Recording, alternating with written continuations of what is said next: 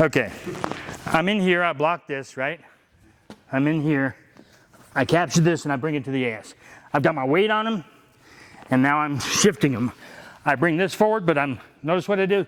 It's hard, you gotta come around. Notice what I do with this knee, I shift that. Then I do this. Now, one of my favorites. I have bad shoulders, so it's a little bit hard for me to do this. But what I'll do is, I'll come over the top. I'll capture this. Write it when he's done afterwards. And I'll bring it back. Okay. If you talk about tight, that's the definition of tight. You don't see anybody do it anymore. Jake probably does it, but nobody else. Wait, Tomas, stay there. Because Jody brought me lay flat. Or I can break it down, whatever you want. Well, I was going to do more, but go ahead. I just want a variation of, so what he's doing is some leg wrestling, right? Like, but what submission leg wrestling. So if I've broken him down, right? Crush your legs. Sorry for your leg hair. I can break his legs across and hook. See? And then, now, just to chime in, what you can do, if you're a prick, what you can do from there is you can quickly shift your body. You'll throw him this way. You'll give him one knee less to work with. When he's talking about this. No, I'm talking about you literally just roll over and you shift his whole body. He'll come over the top of you, but you're flinging that knee. So watch. There's so many things for this position and nobody even really plays with it. Here, toe hold, okay? Or I can drag, put your legs straight. So just relax. So I can drag his legs this way as well.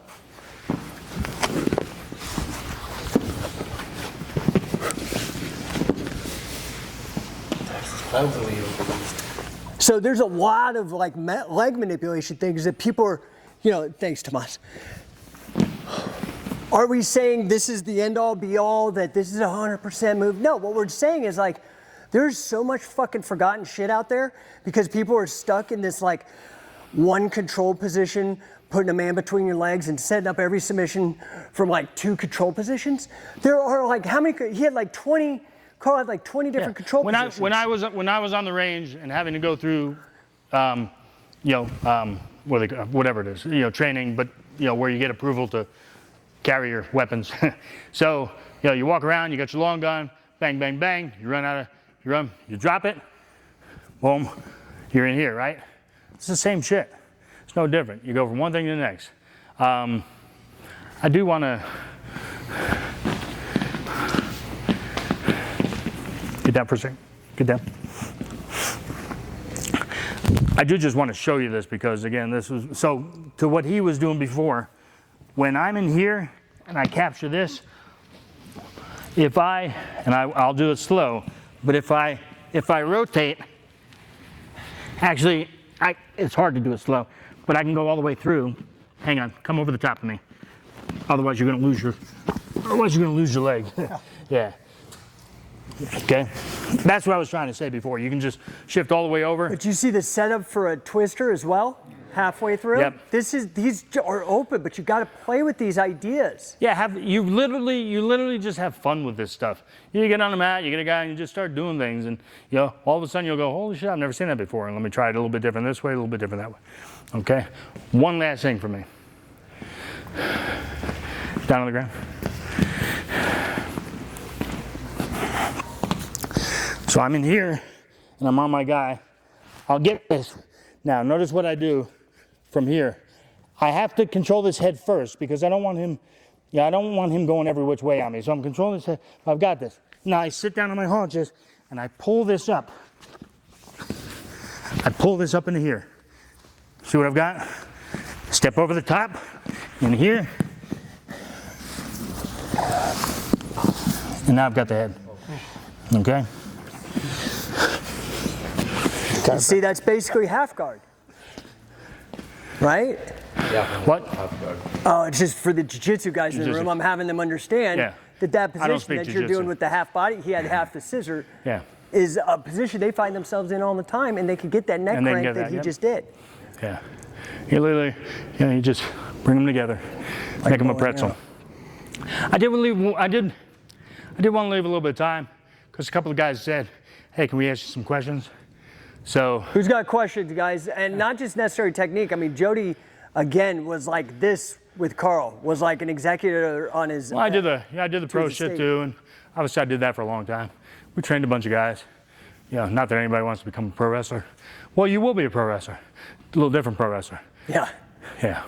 Any questions, guys, before Jody? Because Jody's got to jump on a plane. Yeah, go. Who were the most technical pro wrestlers you worked with, as far as just in-ring ability? Man. You're making him give a compliment, dude. Yeah. Come on, are you kidding me? Other than your brother. I mean, he was the guy. And it's not me. Jerry Brisco one time came up to me, and you know Jerry was responsible for getting the town. So he found Brock, Kurt. Shelton, I think. Kurt, he brought in Kurt Angle. All the shooters. Jerry Brisco, by the way, who is now the commissioner of Shoot Pro Wrestling, by the way. Brought in all the shooters. Jerry Brisco, the guy who gave me this t-shirt, which I wore in his honor. Makes sense. He came up to me unsolicited one time and he said, I just want to let you know that your brother was the best technical guy in the ring ever. Wow. I went, holy shit. And you know when people tell you that and you're like, oh, thank you so much. When Jerry Brisco says that to you, like, holy crap. Yeah. You know, his brother was something special.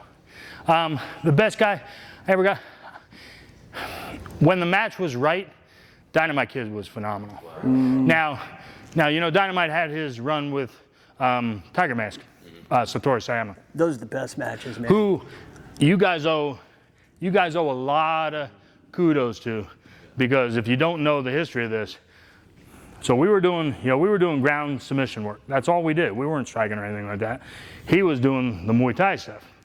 He brought Muay Thai on over into wrestling. Sayama, you're talking about. Yeah, Sayama, Satoru Sayama. And that's when it all kind of started. Now, the only striking you could do was open-handed, but you could kick a guy's head off. I wasn't used to that. So, you know, the first time I worked against Sayama, his kicks weren't, I mean, they weren't not real. So, you know, he's coming to my thighs, and I'm like, oh God, stop, you're hurting me, stop. and I dropped this, and all of a sudden, boom. Like, okay, I hear you. Yeah, he was. Guys, Sayama is the guy who, and again, Sayama's a Carl guy. Carl Gotch is the guy who started Shuto in like 1985 or some shit. So UFC wants to act like they started MMA, and I'm sorry, the Gracies. I'm sorry. Not only did Pancras, which is another group, start about a month or two prior to UFC, but Shuto was almost like. It was like 7 years ago, and that was Sayama. Do you know how many UFC Hall of Famers are guys that were Pancrase guys? And I was with them all. We were with that goofball out in LA that time. Yeah. But you know, all these guys who ended up coming over to the UFC and doing really well, they had their startup over in Japan. Well, Severin started in UWFI. Actually, Dan was handled by a gal that was with me for not with me, but Phyllis Lee. Yeah, Phyllis. She's in Broomfield. Yeah, she's like she's like the grandmother of MMA. Yeah. But people don't know that stuff because we're so fixated, and as he so perfectly said, it's not anything against Gracie Jiu-Jitsu or what they brought to this game, and tremendous marketing, obviously. It's nothing against that. It was just two different worlds, two separate worlds, very far apart. We didn't even know they existed at the time, and then boom, they took over. The only person, and then there was Sakuraba who got his nickname. So the thing is, guys, and this is what we're trying to do with Shoot Pro, right? Is that it goes back and forth, and catch, which folk style, like Scholastic Wrestling comes from, freestyle, Olympic Wrestling comes from, WWE style pro wrestling comes from, MMA comes from. But it ebbs and flows. So the jiu-jitsu came on real strong in the early 90s. They tightened their shit up and were like, let's go. But who was kicking ass? The wrestlers. I mean, wrestlers. Eventually then the wrestlers smelled the money, but it was the folk stylers. They came in, and then you see Henderson, all these guys really starting to dominate. But tomorrow you guys are going to see Frank Shamrock. How many of you guys are a fan of Frank Shamrock and what he did? Absolutely. You ask him, he never did jiu-jitsu. Yeah. That heel hook he put on Dan Henderson in the Contenders, anybody ever see that footage? Brutal. He never took a jiu-jitsu class. Danaher was like still bodybuilding and had hair back then. Okay? Franklin's like the guy who ushered in the modern age, like no doubt about it. Now he's blacklisted because of dumb politics, okay? But he came up in the exact same lineage. I kind of really cringe when I say that word, but it is, the lineage that we have, and him particularly with Carl. Any other? Did that answer your question? Yeah, for sure. Yeah, the true delineating piece of things for me has always been that, the BJJ guys, it's a very, for me, it's always been a very defensive. Now, it may not be, but the appearance, because I haven't done it. I can just talk by knowing a lot of the guys myself and viewing and actually being on the mat. It's so much more defensive. We were constantly on the offense, constantly working to get something, constantly going back and forth and things. I mean, and what's nice about that from a visual perspective for somebody watching, it's so much different. You don't see somebody taking guard and just laying there. Well, what's interesting now is that I think that like when you look at these guys like the Danaher Death Squad or what, I mean, dude, they look just like the Lion's Den. Yeah. It's literally like they're in Speedos, juiced up, and really aggressive and doing a lot of wrestling. I'm just gonna be real, dude. Speedo It's the same shit. But what has happened is honestly the game has moved to what we do and what we've done. That we have been the ones, the catch wrestling has been the ones, but the problem is, just like, like we got co-opted, right? Like they appropriated our shit. I'm just gonna be real. And they start calling all this fucking pretentious Japanese stuff. And it's okay, it's whatever. So I laugh now because your modern grappler, your modern no-gi grappler, I mean, how many DVDs does Craig Jones have on fucking pinning? Since when is pinning a jiu-jitsu thing? Yeah. Do you guys feel me? We are actually moving the thing. They're just figuring out how to cash in on it better than what we've done. Because they had that big marketing machine when they came out with UFC. They were very clever. And there's some luck. And they did not let go. But that's what we're trying to do. Is we're trying to provide an education, bring guys out like Jody, who is fucking there, in these gaps where people don't know that this shit was going on, especially in Japan. And I know, look, and for today, I know I gave you a ton of shit. If I was left to my own devices without Jake going, hang on, I would have given you a ton and a half of shit. I only do that because I really want to give you a flavor for what this is. And back to my point before, if you just pick up a couple little odds and ends, I'm a happy camper. The goal is to continue this on out and have people just work this and, come to guys and, the guys who have been around and pick their brains and get them on the mat and, invent your own. The great thing about Carl Gotch, more so than anything else, was that he never stopped thinking wrestling. I mean, you could, he'd be on the John in the morning, he'd be having his coffee, he'd be smoking a cigar, especially when he smoked a cigar, because he'd sit there like this and you could just see him go into another world. That's who he was. He lived, breathed, ate, shit, everything wrestling. And a lot of stuff that he did, it wasn't brand spanking new. I mean, he didn't invent a lot of stuff. He just built on it and twisted and tweaked it and made it just a little bit better. But see, that's our responsibility now. So you could see, what Joe's doing, and you could be like, oh yeah, well I can do this and I can do that. Well, that's our fucking job now. Our job is we're out in the labs now seeing what is the new shit coming up and how do we integrate and how do we not forget some of this old cool shit that's like, oh my God, as a source of inspiration and a jumping off point so we can start developing things. And keeping in mind that it's not just cool old shit stuff. It is legit based on physiology. That never changes. Based on the body mechanics again. It's based on things that will not ever change. So if I grab you a certain way and it hurts, you may have another 2 or 3 ways eventually to grab me kind of the same way and it'll hurt too, but my way will still hurt. Well, so never give up on it. Think of it this way, and I'm sorry to interrupt, No. but guys, who here has seen the Danaher video where he talks about the clock theory. That's weights. Yeah. How many of you guys know that Danaher sits and watches tapes all day long? Have you heard that one? Guess whose fucking tapes he's watching? Why don't you guys start doing that? That's what we're doing. We're bringing these guys out here so you could get these ideas and take them out to the mat and start fucking around and finding out how to tweak it, how to work it, what angle. Make sense? And you learn from everybody, man. You know, if you're at an event and there's, you know, however many matches, and you're one of the matches, if you're sitting in a dressing room and, you know, powdering your balls, excuse me. You should be watching.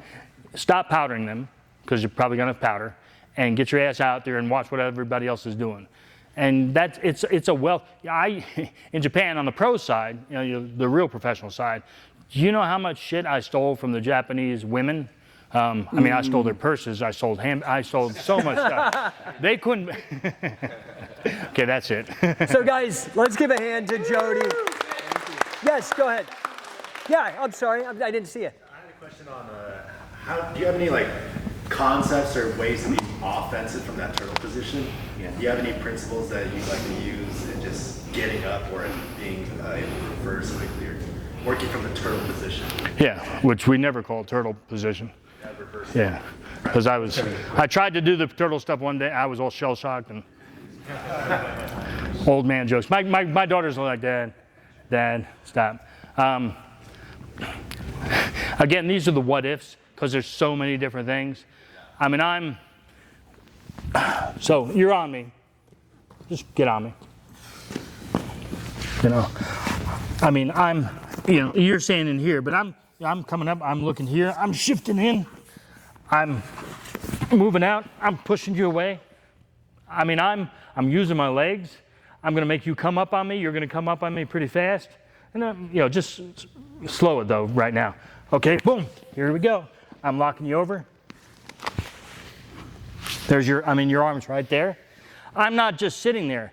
And I'm not just sitting there waiting to, if anybody ever sits out, Bob Roop says if you sit out, you're a pussy. That's Bob Roop. Bob Roop says that, we always kid him all the time about sitting out. Yeah, you did 10 sit-outs yesterday, didn't you? You're going to position yourself underneath so that you can move him again, just like he's trying to do to you. He's trying to move you around. It's not a defensive thing. It's constantly being on the offensive. I'm trying to move you. I'm waiting for something to open up. But I'm not just waiting, I'm attempting to make it open up. Like with that, you know, with that hand. You know, guys will come in, they'll drape this over here. I lock that elbow. I shift myself underneath, right? I'm over the top. Look where this is. Here we go. I mean, so many different things. And we'll go over counters, recounters, defense positioning, all that kind of stuff too. Yeah, you could be here for days and still just scratch the surface. 5 years, guys.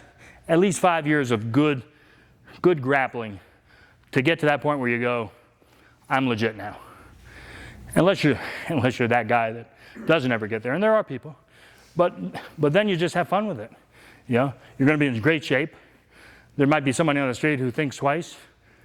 You know, you don't have to necessarily have a belt to have won in this game. It drives me nuts. Well, you know, I didn't win anything, so I'm a piece of crap. No, you're not. You're out there humping and grinding every day. You're better than the average Joe. You know, you got something out of it. Carl once said to me, he asked me 2 questions. I won't tell you the one question, but he asked me 2 questions. One question he did ask, towards the end of his life, I hadn't seen him for a little bit. I came in, the very first thing he said, you're fat. That's the first thing he saw after he hadn't seen me for a bit. Like, that was Carl Gotch, right? That's Carl. You're fat. That's Carl. Second thing he said was, well, he asked me a question. He said, so, do you think I gave you everything you needed, you know, to be the wrestler that you wanted to be? And I looked at him, almost tears in my freaking eyes. And I said, no, you gave me everything, choke up now. You gave me everything that I needed to be man. You gave me everything I needed to set that set the pace and the tone and gave me the platform to work off of, to do everything I've done in my life, both on the personal side with my wife and kids, although I'm divorced. I didn't do that well. But you know, with my family, with my work. Guys, you needed more guard work. Yeah, You needed more work in the guard, that's why. That wasn't real. I did a little too much work in the garden. Never mind. I am who I am. But this defines you. If you let it, it defines you, and Guys, that's not Jody a bad thing. was a very successful businessman, like really successful businessman as well. Yeah, I sued Donald Trump, he sued me. That's my claim to fame. I was in business with him on some real estate stuff. It just makes you that person that becomes a contender out there for so many other things in your life, if you let it, or not, you know. All right, guys. Oh, go ahead, Kevin. Real quick.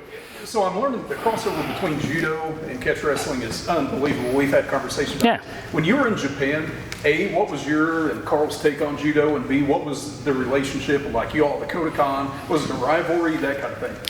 No, look, I always, wrestling, I mean, there's cave drawings, right? There's petroglyphs or whatever. There's nobody with a gi on. Nobody, you know. We predate everything. So, you know, it's sort of like the biblical thing, you know, this guy begot that guy. Yeah, we begot everything. I never looked at these as different sports or alternative sports. They were just a form of wrestling with a slight variation. Carl would throw in a gi. Carl would throw in a gi. Oh, yeah. I mean, Carl's deal was, you know, he goes to Japan the first time and he cleans house and everybody's looking at him and going, holy shit. You know, he had a bunch of dejected judokos who were like, oh, I've been working all my life and I've got, you know, I'm a 6th dan and I just had my ass handed to me by, you know, this old German guy. Yeah. Thank you, everybody. It was great. All right, guys. Let's give him a large round of applause. Thank you, Jody. All right, so we are going to take an hour lunch, okay? So but let's not pig out. Yeah. Because literally now you guys are going to be in the ringer. It's going to be me and Jesse and Wade. Not that this wasn't a ringer, but we're gonna really like get you guys prepped for the tournament on Saturday. Okay, we're gonna push the pace.